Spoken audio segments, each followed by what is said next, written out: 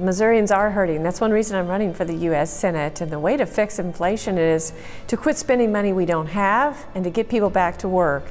And also to make more things here in America to address the supply chain issue.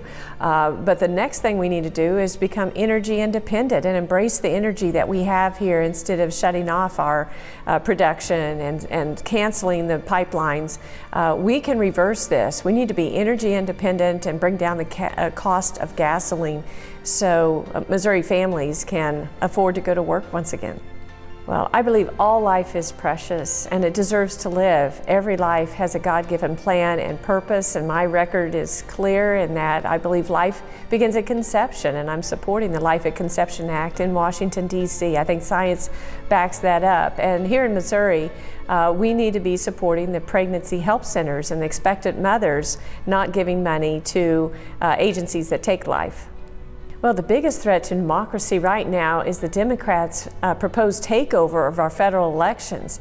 I mean, they want to do away with any state protections for voter ID, and they want to make ballot harvesting legal across the country and use our tax dollars for campaigns. This is ridiculous. We need to be securing our elections and making sure that voters have confidence once again in the system. But we need to become energy independent and embrace the clean burning energy that we have here. It's not realistic to be pursuing a lot of the Green New Deal proposals out there that would cut off all of our energy here and force every Missourian to buy an electric car. It's just not going to happen.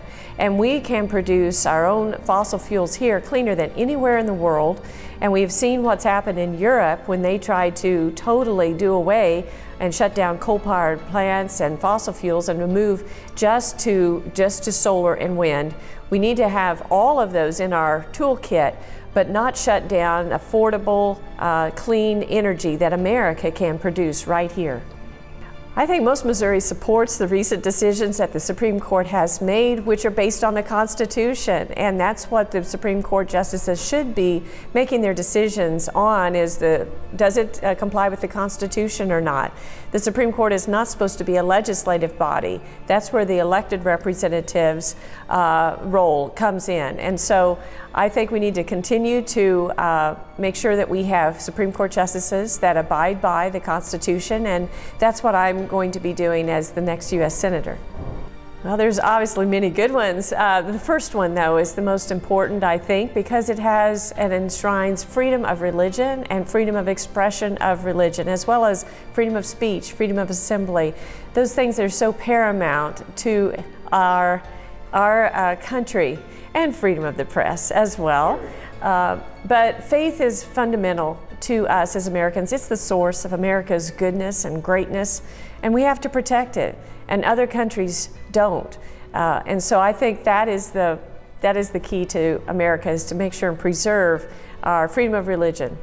Well, there's so many classic movies. I mean, the Ten Commandments is great, Sound of Music, those type of things. But I have to say my favorite is Cars. It's so funny, and it highlights small town America and so many little things that really make America great. And I just love it. Of course, I'm a small town girl myself, and so I really appreciate the small town, and how it came back, and all the people there. The most influential book is the Bible for me, and I read it every day, and that's where I get my guidance and wisdom and a source of hope and comfort. So yeah, the Bible is my most influential book. It would be a combination of country and maybe some Christian music mixed in there too.